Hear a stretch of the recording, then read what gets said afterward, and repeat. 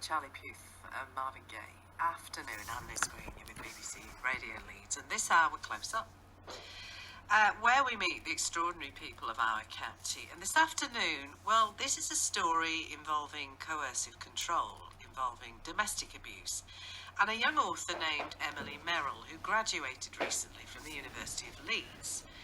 Now, this is a woman on a mission because she would like young adults to be aware of abusive relationships, to make them perhaps see the signs and then to talk about it, something which rarely happens. And she reckons it is very easy for a young person to get in mentally and physically a dangerous relationship. But nobody's talking about it. Nobody's saying, right, this is coercive control and just watch out for it. This is what it looks like. And if you remember, we've talked about this, we were due to have a domestic abuse bill before Parliament broke up for the general election. So we'll have to wait and see what happens on that. But here's a quote from that part of the debate running up to that bill.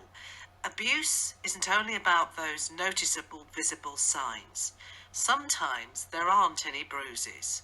Abuse is very often all about control and power. And Emily believes we must start talking about this around 14 or 15.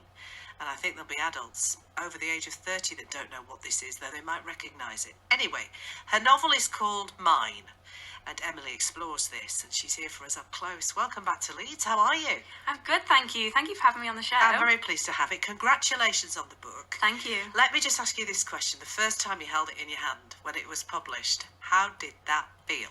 I mean, that is the most surreal experience in the world. I was sat on my bed, on my own, nobody else was in my flat. I just cried a bit. Very surreal. When did you write it? So I wrote it when I was 18 in my second semester of my first year at the University of Leeds. So that's about 3 years ago now. Were you doing a related degree to write?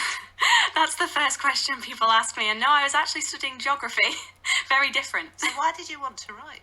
I mean, writing's something that I've always done. Ever since I knew what a story was, ever since my mum started to read me bedtime stories, I've always wanted to write, so I wrote in every spare moment. And I didn't want to pick a degree where that might ever feel like a chore.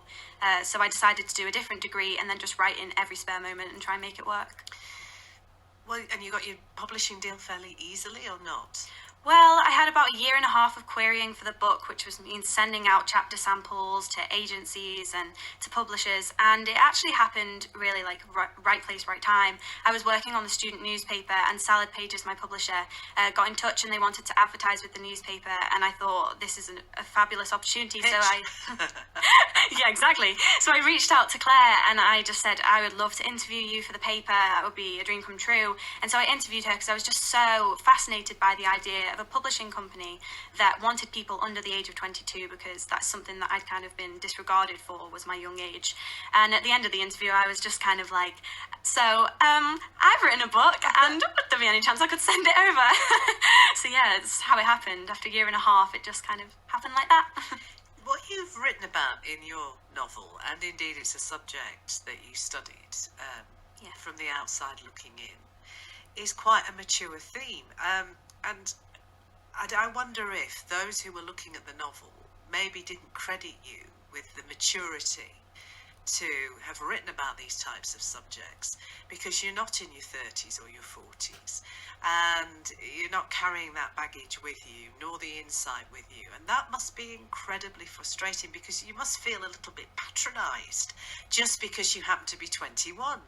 Yeah, definitely. I think people see young people writing and they think they don't have enough experience. But in my opinion, if you're writing from the point of view of a university student, and you are a university student and you're surrounded by these experiences, it's the most emotional and honest time to write about it. So yeah, it was frustrating, but I mean, you just have to persevere and you have to overcome these obstacles and try and find people who see the value of a young author, and Salad Pages do.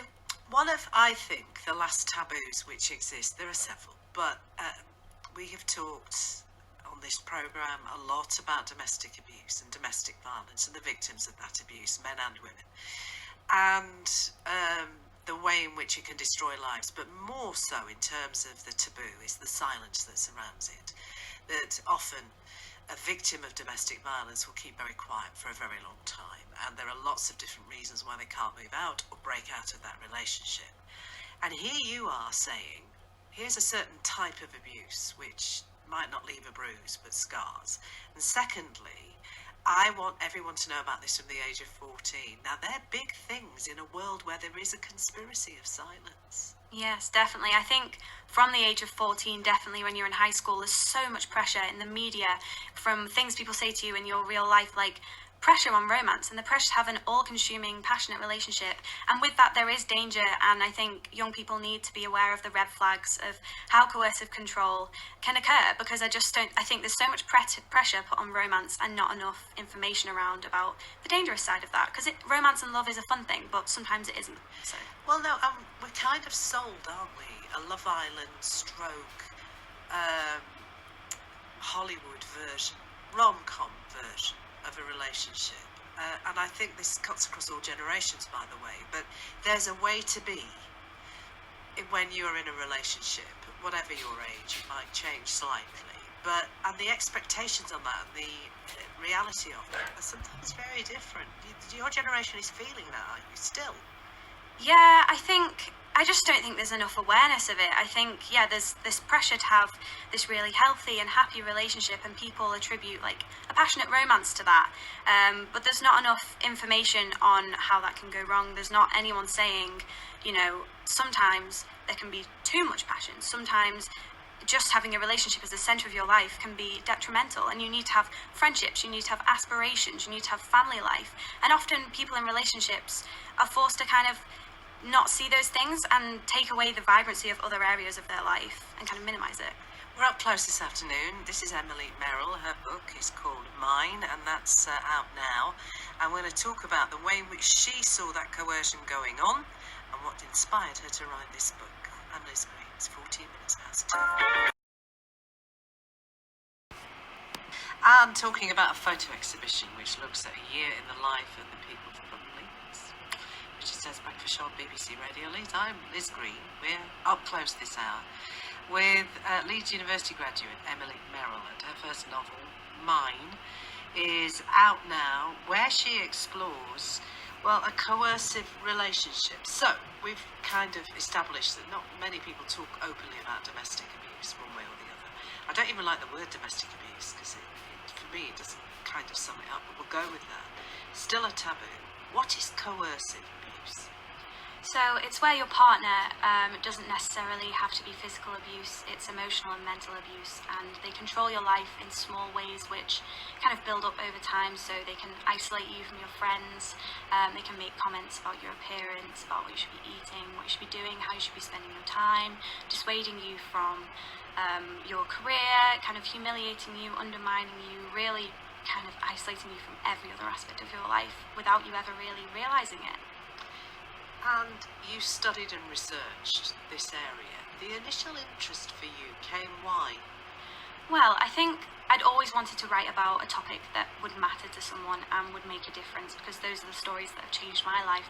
And I got to university when I was 18, and it was the first time we were all away from, the watchful eye of your parents, the safety net of your friends, and you're really trying to make a mark in this university atmosphere. And I think a lot of people really do fall into these romantic relationships, and some of them are great, but I think I was overhearing snippets of conversation in lecture theatres.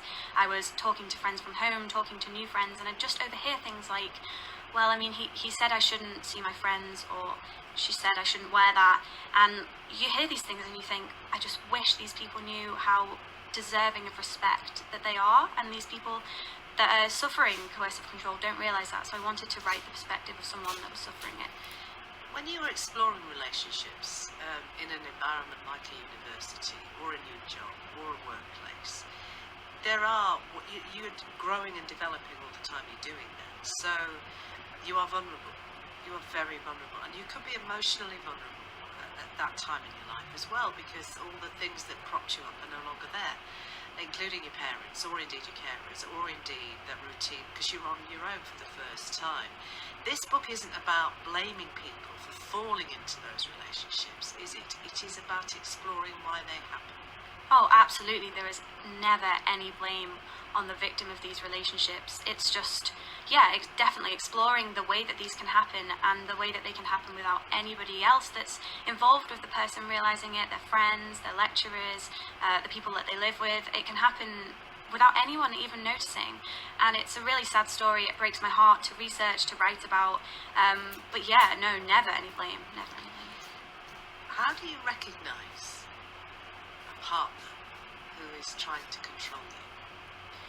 I mean, that's a tough one. I think if you feel like they aren't supporting you, if you feel like they aren't supporting your ambitions, they try and undermine you, make you feel like they are the single most important thing in your life, if they try and dissuade you from your hobbies, if you come home from a day at work, after work, and you want to spend time on your personal hobbies, and they, dissuade you from that, they dissuade you from going out, seeing friends, and really make you feel like they are the only thing worth something in your life and that you aren't worth anything without them, I think that's definitely a combination of red flags. But not everyone recognises those flags, do they?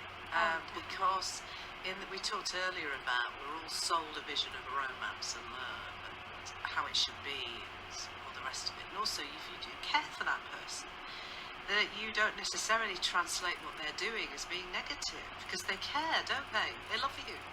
Absolutely. I mean, my main character, Avery, goes through all of these emotions. She is desperately in love with Luke, her long-term boyfriend, and she is willing to just completely disregard these actions because she loves him so much, and he has been there for her genuinely through some really difficult times. So when he begins to change and the downward spiral begins to occur, she's willing to ignore it, and I think that is definitely a struggle, and I really wanted to represent that.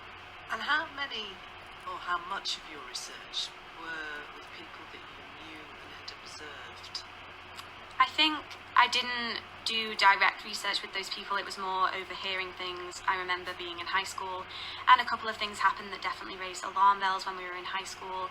But it was mainly the research after I'd had these initial observations. I went to forums, I went to documentaries, I went to, Twitter, and just looked online at the struggles that women and men go through, and I really tried to pinpoint what I needed to translate into a novel and went that way about it.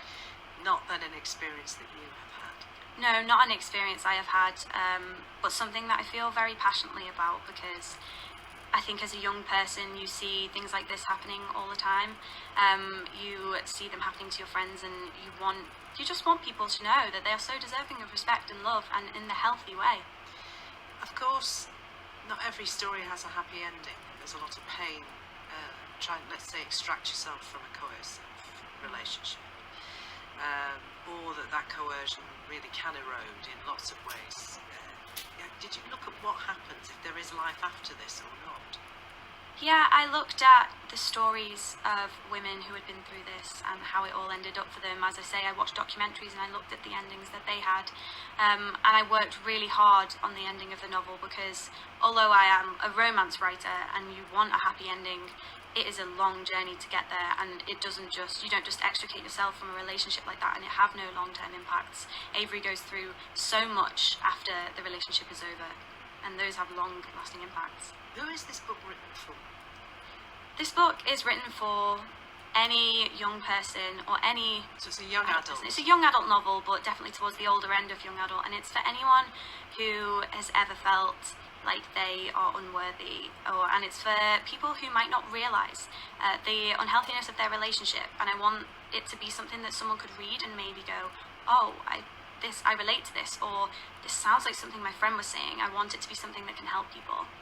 We're up close this hour on BBC Radio Leeds. I'm Liz Green. You're listening to Emily Merrill. Her book, Mine, young adult fiction, but as she said, the older end is out now, and we're talking about a form of abuse within a relationship that doesn't necessarily leave a bruise. More after. We're up close this hour on BBC Radio Leeds with the author who's chosen a difficult subject for her first novel. She writes young adult novels, and she really has focused on something that is a hidden form of abuse, domestic abuse.